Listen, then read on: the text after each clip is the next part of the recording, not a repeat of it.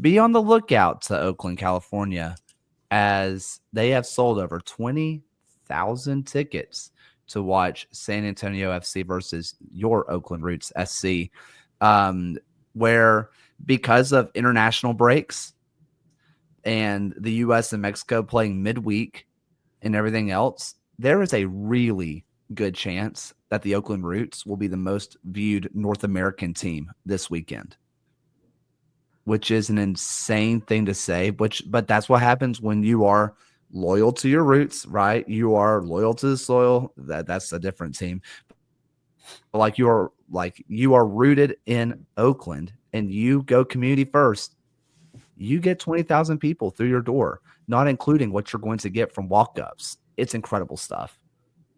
It's the long tail of what they've done in the community since day one, even in their pre-USL days. A testament to the marketing, the branding, the boots on the ground. Like, I know when we were out there last summer, nothing but impressed with the organization Oakland's got going. And I think it's a really interesting collision with this moment in the city where you saw the Warriors leave. Obviously, the A's are gone. They're stepping up into a venue that matters to people in the East Bay. It's a major moment for the Roots as an organization, arguably for the league as a whole. So excited to see what it looks like. Why don't we? As we go check out yet another 4-4 effing 2. Now 2-0, and they've looked extremely classy in possession in both of their games because of their ability to bend defenses with their 4-4-2.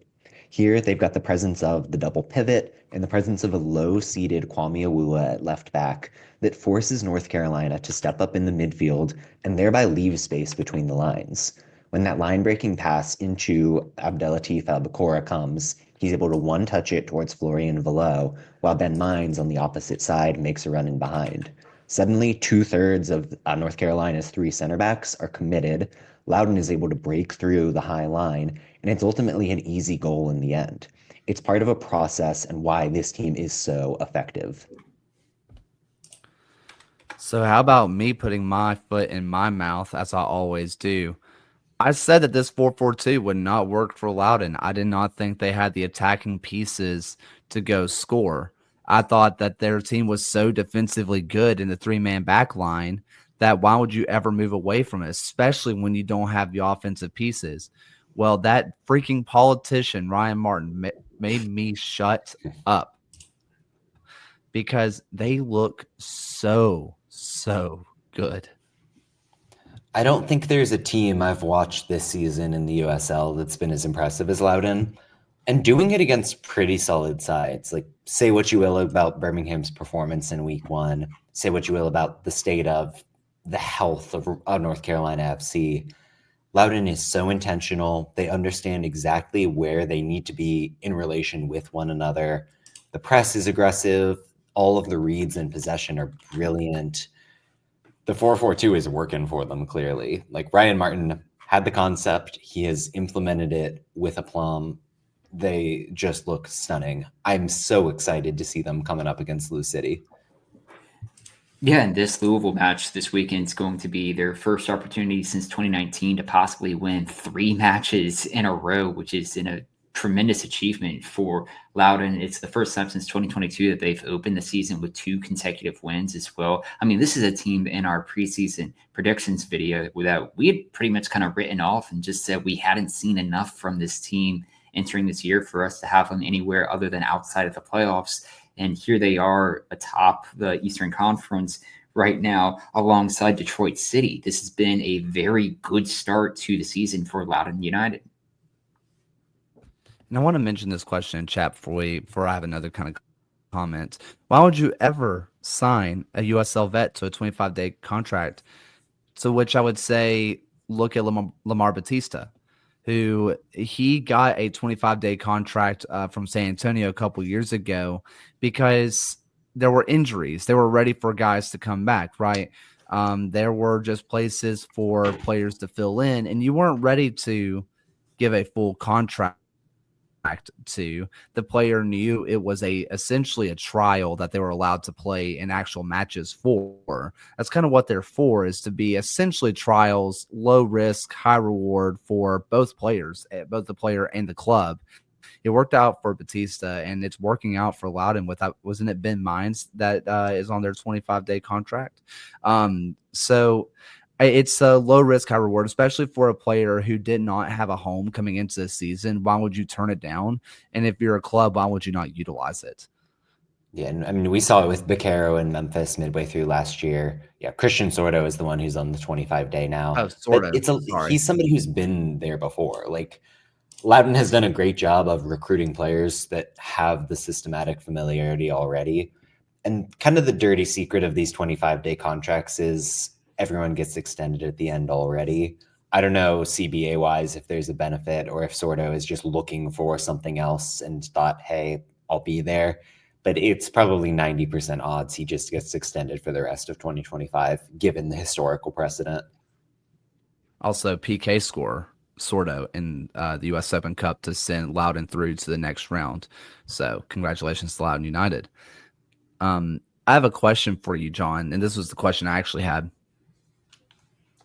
Both of your tactics shows had to deal with the 4-4-2. Right. This is a league that has been moving to the 3-4-3, 3-5-2. And that's kind of what you saw. The most expressive teams play with a 3-man back line. And a lot of them still do. But some of the most free-flowing teams we saw were Charlotte and Loudoun in that, that British, English, England are going to play the 4-4-2. We're going to, flat back 4 and defend our way through it. It's looked amazing attacking and solid defensively for these teams. When you think about trends in the game globally and like the idea of the tactical meta of what the best teams are orienting towards in terms of their strategy, the 4-4-2 has really come back in vogue, especially as a defensive formation. And because it's simple, right? Like you're in the 2 banks of 4, you've got the 2 forwards, but it's easy to stay compact. It's easy to shift from side to side.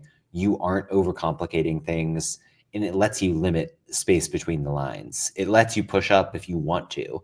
And I think Loudoun is a great example of the 4-4-2 doesn't have to be a conservative formation. They're using it to be the best pressing team in the league right now.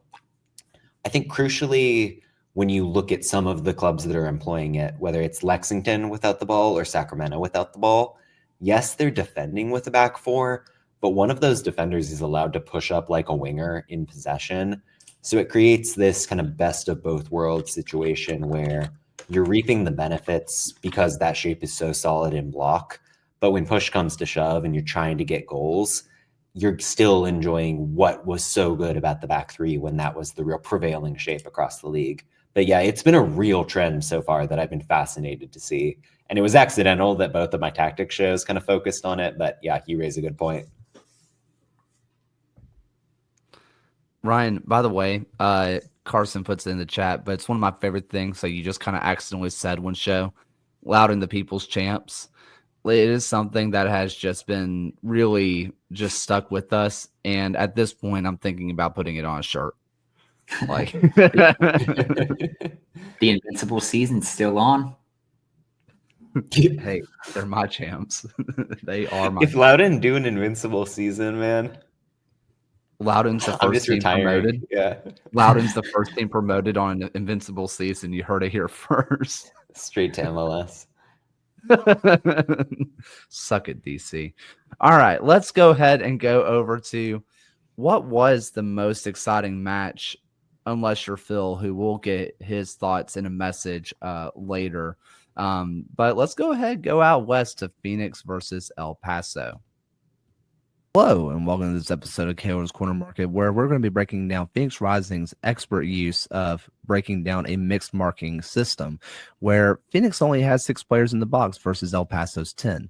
I want you to first notice just how tight of a little formation we start off with. And because there's only 6 players in the box for Phoenix, that means there's 4 players that have to go somewhere for El Paso, and they are going to be zonal marking. We have 2 in the back, and then we have 2 in the front, 1 on the front post, 1 on the back post. And as this ball comes in, we just expand massively, where we have 3 players who are exiting the 6-yard box and 1 of them going in. So we are really expanding this formation compared to what we saw before, which was a tight little ball. After that, this ball comes in, and here's the mistake by El Paso. You have a player leaving his front post marking, and he goes up to try to win this ball. He misses, and where does Akello put this thing? Of course, he puts it at the front post where the zona was. And I want you to check out this whole thing uninterrupted.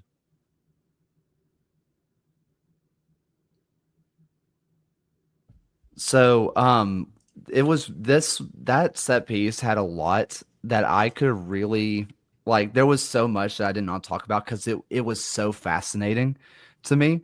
The one thing that I did not really kind of touch on too much that I really, if I had more than a minute, I wish I could have. El Paso actually did a really good job of defending it. Like, I understand they get scored on. That sounds like that shouldn't be the case. But when I say the one mistake, it legitimately was a player missing the ball, like coming off the post and missing the ball. They did a great job of staying with their man. And yes, you don't want Akello to win the ball. Also, he's a 6'5" midfielder. Good luck, right? It's one mistake that cost them, but it was really good. It was really good set piece defending by El Paso, just one mistake. But it's really clever by Phoenix to just kind of go into this willingly choosing to be undermanned. It was 6 players versus 10, 11 if you include Jamali Waits. And it didn't matter because they were able to exploit both the zone marks and the man marks. It was just absolutely fascinating. No, great breakdown. And I think the point you make about clever design, cleverness from Pa Mudoka and that staff really has kind of defined Phoenix as they've tried to adjust on the fly throughout both of their matches this season. By the end of that game against El Paso, when they were on the comeback trail, they were, kind of speaking to a point where you're just on, they were attacking sort of in a back 3, sort of in a back 4, letting Emi Cuejo do what he wanted as left back, kind of pushing up into the half space, really adding another threat from an important position. And it was a major reason why they were able to come back from 3 goals down even and end up with a draw. Say what you will about the Mo Traore thing. We'll have some comments from Phil on that momentarily.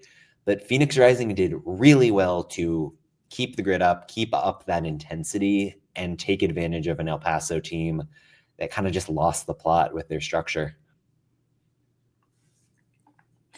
It made me think of an El Paso match. Then it's coincidental that it was the most recent one. But when El Paso drew 4-4 with Colorado Springs back in 2022, that was 946 days ago.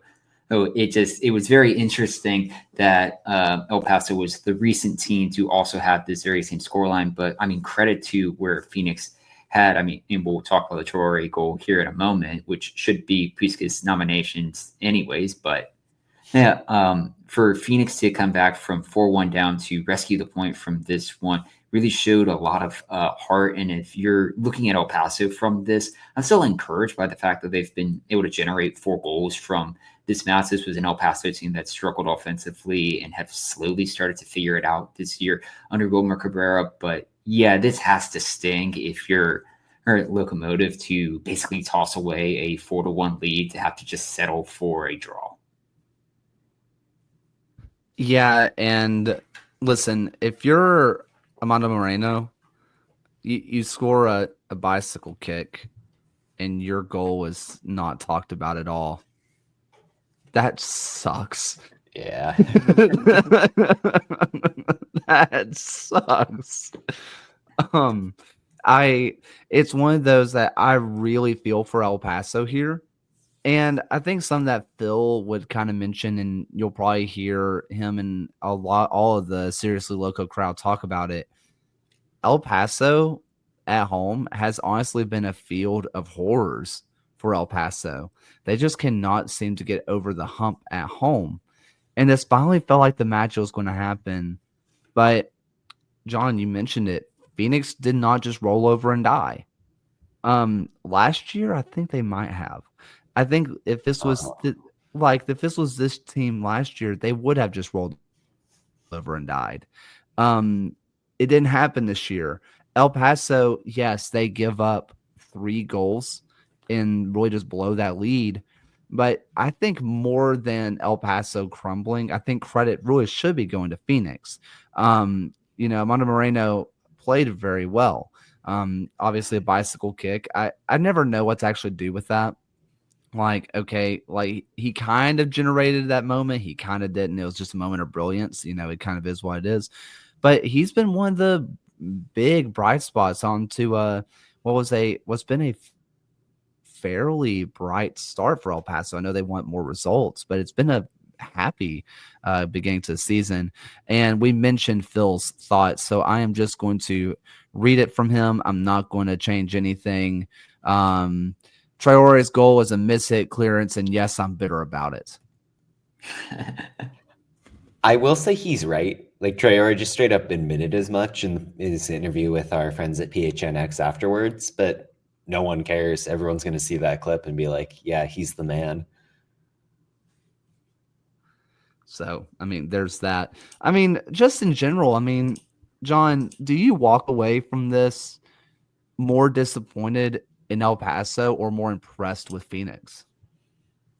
Definitely more impressed with Phoenix for all the reasons we've been talking about. The intentionality of the changes they made, the fact that they, in contrast to 2024, actually had some fight in them.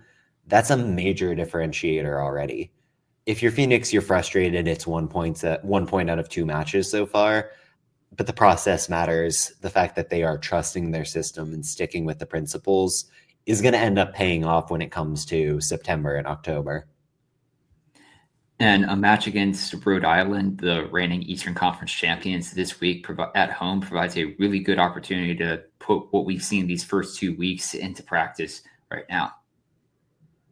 So, do we have any final thoughts on this match before we kind of just go to open floor USL time? Phil talked a little bit last week about how one-sided the El Paso attack was, how it was just Moreno. The way that Wilmer Cabrera kind of moved that team around, getting Tumi Moshaban into the middle as a facilitator that can help work play from side to side, and then inserting a fit Memo Diaz onto the right wing back spot, really gave you kind of this 3-headed threat where you could beat Phoenix from any side. That's a major reason why they got 4 goals. And that feels replicable going forward for the Locomotive. So exciting to see. I'm having to do like producer things. So if anybody has any USL thoughts across the board, go ahead, let them rip. Dennis Sanchez Ryan, go for gets it. revenge over Las Vegas as New Mexico heads into Cashman Field and takes a victory over Sanchez's former team, and New Mexico avenges a defeat they had in the playoffs from last season. Las Vegas is a terrible team to watch. Like, I just need to say, they're playing anti-soccer right now, just sitting deep. There are so many players that are fun on that roster, whether it's Johnny Rodriguez, Valentin Noel, Joe Zhao got on the score sheet, which is nice to see after a kind of passive 2024 from him. But man, just negative football. I can't believe that Antonio Nocerino went in there and pretty much just copy pasted the tactics that did not work at all in Miami. And you're seeing the difference that the talent makes, but geez, tough watch at points for Las Vegas. Well, let's kind of talk about that because that was one of the matches that I did want to discuss in just a little bit because the match was what it was. I guess this is a broader topic, but we saw it. The defending in the championship has been bad at times to start the season.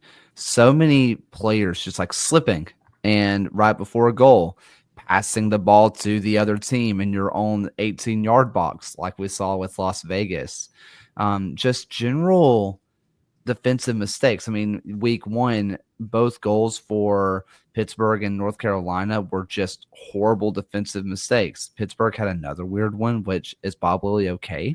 There's like a lot of just bad defending going on that maybe I was just blind to last year, but this feels different. I don't know. Maybe it's just the beginning of the season. Yeah, to me, it just kind of feels like the opening week jitters. And some of the slips, like that feels as if it's random bad luck more than anything particularly worrisome. Does it make for some fun moments or dumb moments rather? Yes, but like I expect it to get better soon enough. For what it's worth, there are 12 games this year that's been over 2.5 goals. So if you're looking at something to wager on, it's worth a chance if the defending is what we've seen it to be over the previous 2 weeks to start the USL Championship season. So, a couple of things. Did y'all think that was a red card in El Paso at the very end? No. Fair. Good point. All right, there we go. Let's see. Lexington, Orange County had a controversial moment. Was that ball in the keeper's hands, and was that a fair game? I don't think he had possession of that ball. I think that's a fair tap in, personally. I do too. I can see why, if you're the goalkeeper in that situation, you might feel aggrieved because there is this level of protection that is applied to you in that position. But I don't know. It didn't seem controlled enough for my taste. Let me see. I'm just trying to quickly go over some results just to see what catches my eye because I had a lot. There was the Detroit City. Man, I like this Detroit City team. The opening shot, by the way, of when they were walking in and all the snow's coming down, you can see the snowflakes as they're walking in. So cool. We need more snow games. Snow games are magical. So I think that was a cool moment.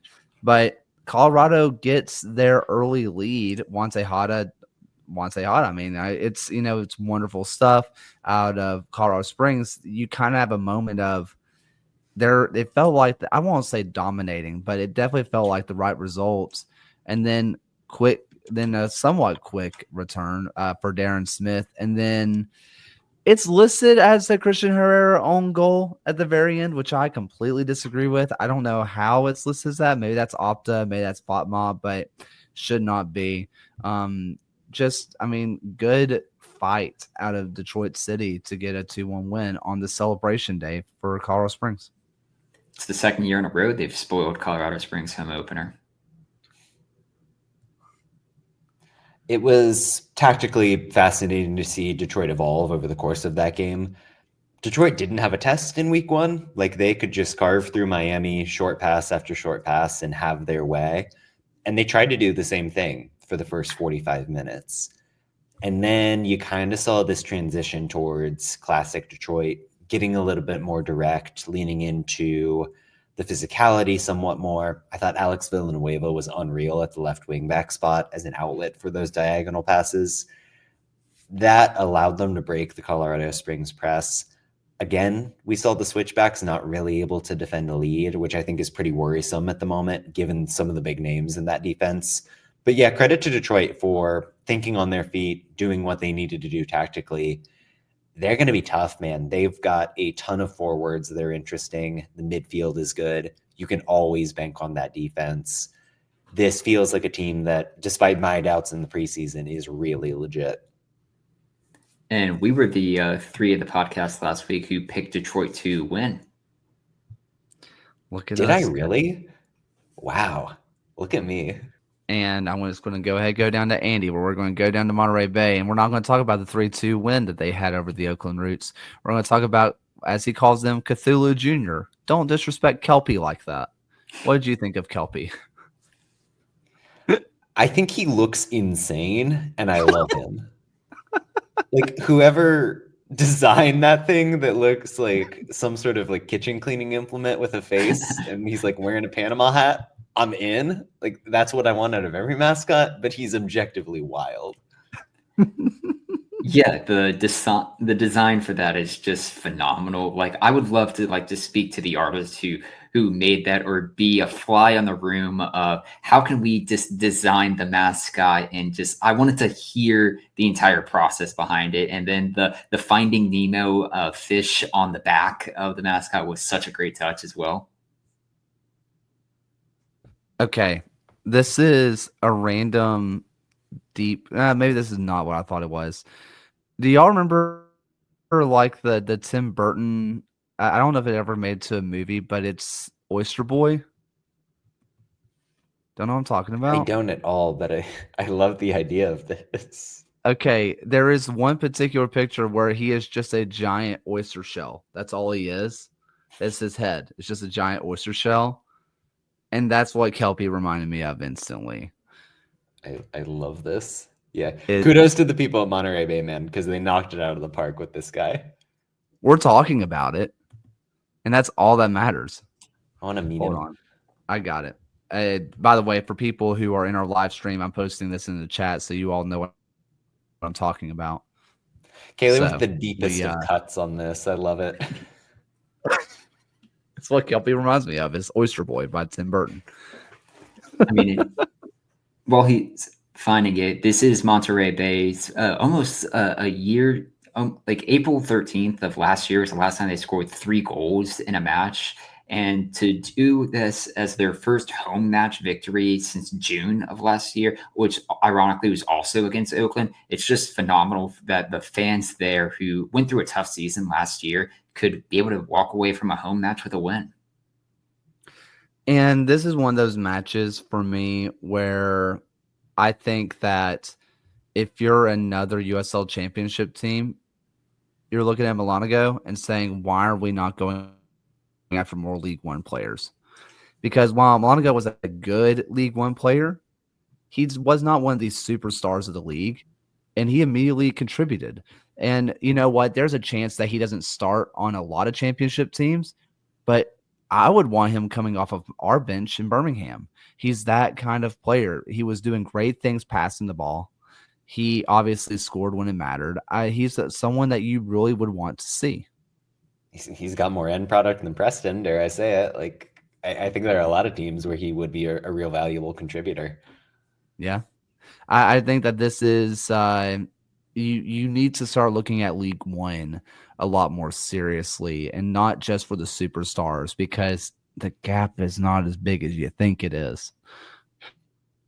And just to circle back, It's just not. if Monterey makes the playoffs, I think I'm going to go out there and steal the Kelpie costume. I'm committing to that on the podcast. So when it happens, What we need is, if we're going to go with the full memes ending to the year, we need Monterey Bay and Kelpie to win the Western Conference, running into Loudoun's invincible season in the Eastern Conference. I mean, just Loudoun versus Monterey in the final is already just blowing my mind as a pure hypothetical. I don't know what I would do in the actuality. You can already imagine the CBS executive putting a gun in his mouth with that.